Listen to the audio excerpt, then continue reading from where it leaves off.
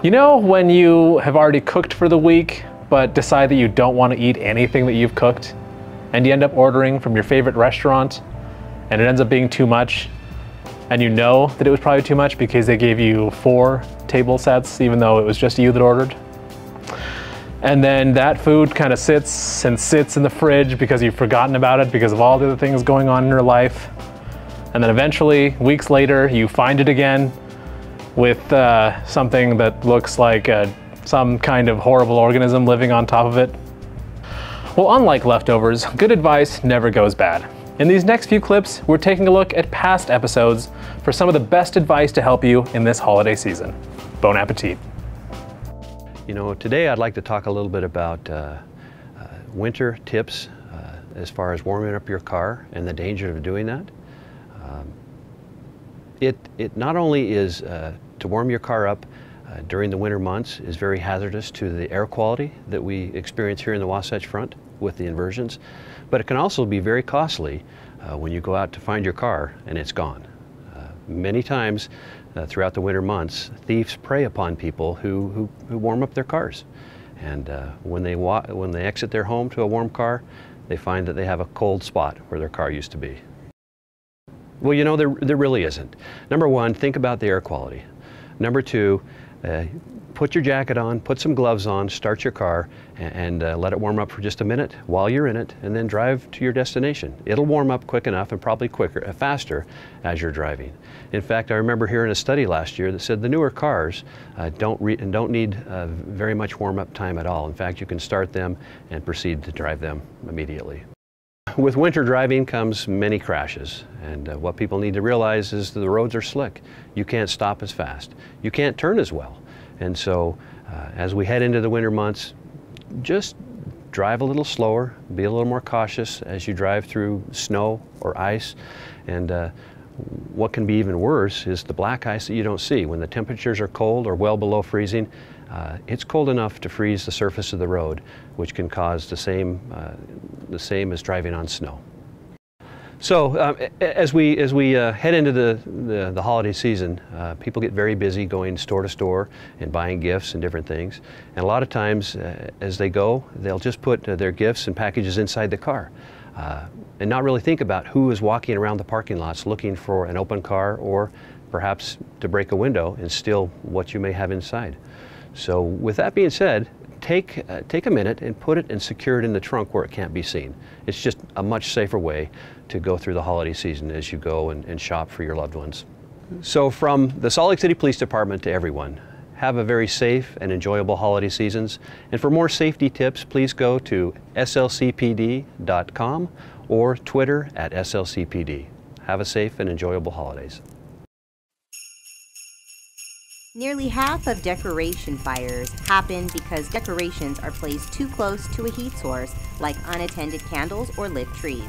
Don't let an accidental fire be your memory of the holidays. Stay informed, be safe, and visit slcfire.com for more info. I'm Detective Smith, Chad Smith, with Salt Lake City Police Department, and I'm currently up in detectives right now in the Property Crimes Division, which is why I'm part of this Property Crimes Op. This tends to be the busiest time of year for deliveries, package deliveries to people's houses, post Black Friday. So there's a lot of packages out on people's porches right now, and this is the busiest time of the year for that. So we're looking for the opportunists, we're looking for the thieves, and we're using our basic investigative abilities that we've learned in the street, looking for telltale signs of somebody who is kind of wandering around, doesn't really look like they have a direction they're going, things like that. Somebody who's on a bike that's kind of looking as they're riding down, just things that you think about that if you see somebody doing something, it doesn't fit.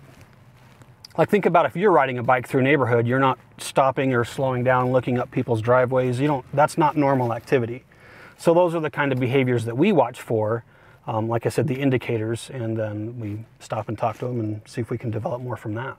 Find ways to secure your packages. I know Amazon's been working a lot with that. They have secure drop zones in different areas, like 7-Eleven's been partnering a lot with them.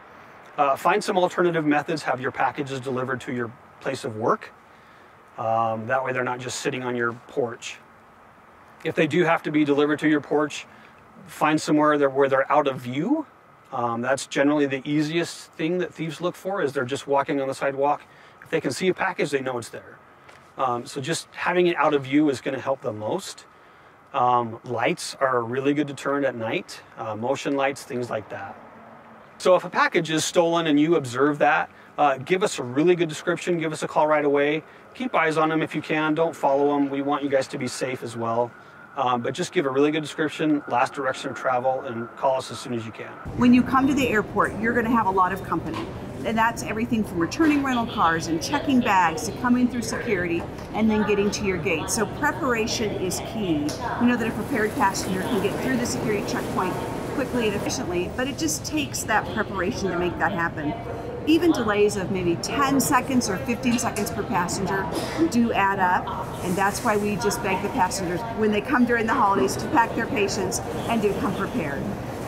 Yeah, as Lori said, the best thing is preparation. Make sure that when you're traveling that you know what's inside the bags that you're going to be using. A lot of people don't travel very often, and during the holiday season they'll pull a bag out of their closet or underneath their bed, and the last time they use it, maybe they went camping, so they have pocket knives or things that they use when they go camping, things that you're not supposed to have here at the security checkpoint. So those type of things can definitely slow you down and cause delays in trying to get through security. So right now we're in the pre-holiday period, but as we move closer to Thanksgiving and as we move closer to the Christmas time, the volumes of passengers will peak. And so we're recommending 2 hours. If you show up and you get through your entire check-in process quickly, you'll have some time to relax. What we want to avoid is people coming at the last minute, seeing delays through every step of the process and getting completely stressed out. That's not what we want. So we're going to recommend the full 2 hours during the holiday season. Even if other times of the year you find that that's not adequate, it's this time of year that we do want people to follow that advice. So the TSA.gov website contains a lot of travel tip videos. So if you're trying to travel with a specific item, there's likely a video that will help you understand how to do that. TSA also uses social media. We have an account, it's at AskTSA.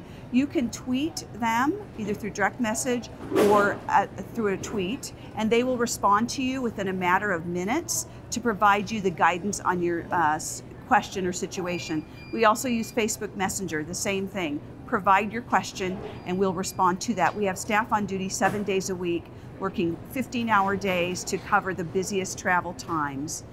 You can also include pictures of things that you want to bring. Would this be allowed? We're able to make a determination. We know that prepared traveler is going to be the happiest traveler, and so those are great resources for people to use. This time of year, everybody's heaters start coming on. And so the first thing I would add, the greatest danger, I think, is one that people don't think about a whole lot, and that's carbon monoxide, which is a byproduct of combustion when they have any kind of a fuel appliance. And so it's important to have CO detectors in their houses because you can't see it, you can't smell it, and what it's doing is replacing the air in your home. And it's very tragic when it does rear its head. So that's probably the big one. And then after that are common sense ones that we all seem to lose. And I'm guilty of it too myself in the past. And it's the time when people start lighting candles and they start plugging in their Christmas trees. Make sure that if you're using a live tree, make sure that it's watered. Make sure that it's staying as green as you can get it. And then be careful about the wiring that you put up. Don't overload your circuits trying to get as many lights as you can jammed onto that tree. And then common sense. Don't bring your candles. Never leave a candle unattended. When you go to bed at night, make sure everything's blown out. If you're leaving the house for any length of time, just to run to the store and back, make sure the candle's put out. Make sure that they're up where kids can't get them. Things like that, because sometimes what will happen is those candles, those wax candles, they'll build up, and if they get down to nothing, sometimes that glass will break. Well, that's just basically, it's a flammable substance in there, and it'll just spread. And we've seen, tragic things happen on what should be the happiest time of the year.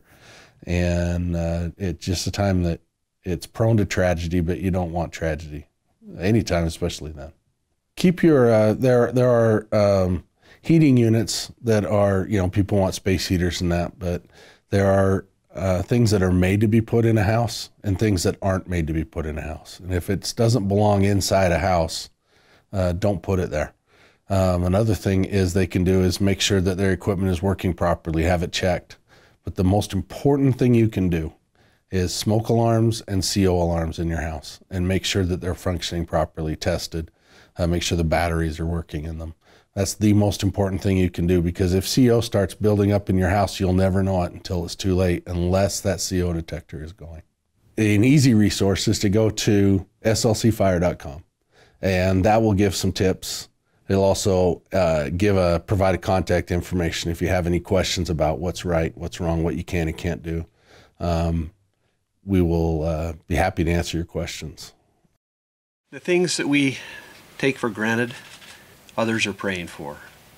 And during this holiday season, there are many families and organizations that come to Salt Lake City to donate to those that really need a hand up and the things that are being given out. But a lot of times, these donations end up going to the street. And when they end up on the street, it causes public safety issues. There is a better way. And the better way is to make sure you donate to our service providers. These service providers do their very best to make sure those in need get the items that they truly need. Let's continue to be a compassionate community. Let's make sure we give in the most effective way that has the most impact. Let's answer some prayers this holiday season. Wow, that was some great advice. Remember, SLC TV is your best way to stay informed and engaged with Salt Lake City government. You can do that by following us on social media at SLCGov, tuning into Channel 17, or subscribing to us on YouTube. From all of us here at SLC TV, wishing you all the best this holiday season. Remember, be prepared, be safe, do good.